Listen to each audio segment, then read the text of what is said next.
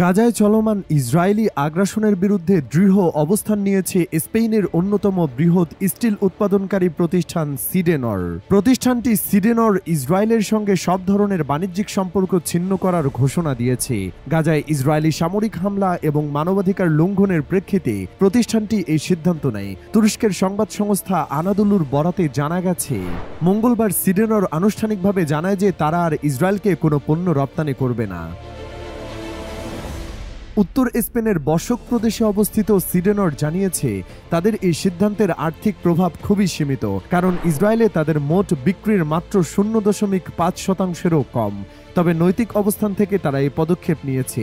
এর আগে আয়ারল্যান্ড ভিত্তিক অনুসন্ধানী সংবাদ মাধ্যম দ্য ডিচ একটি প্রতিবেদনে প্রকাশ করে, গত আগস্ট থেকে চলতি বছরের মে মাস পর্যন্ত সিডেনর ইসরায়েলের রাষ্ট্রায়ত্ত অস্ত্র প্রস্তুতকারী প্রতিষ্ঠান IMI সিস্টেমস প্রায় 1207 টন স্টিল রপ্তানি করেছে।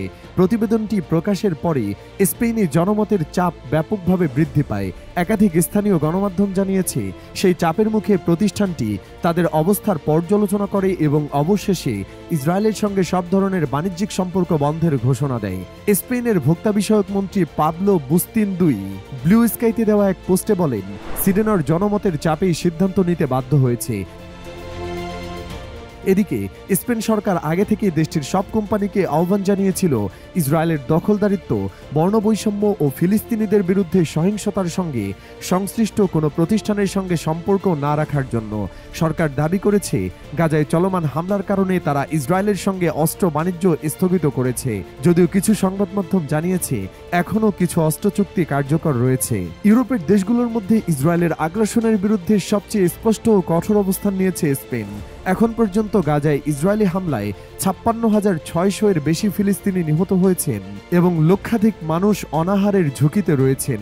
এ মানবিক বিপর্যয়ের মধ্যে স্পেন ফিলিস্তিনিকে স্বাধীন রাষ্ট্র হিসেবে স্বীকৃতি দেওয়ার প্রক্রিয়া শুরু করেছে।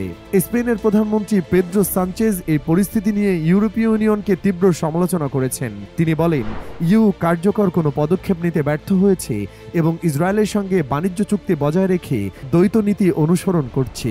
স্পেনের এই অবস্থান ইউরোপ জুড়ে নতুন করে বিতর্ক এবং নৈতিক দায়বদ্ধতা নিয়ে আলোচনার ঝড় তুলেছে।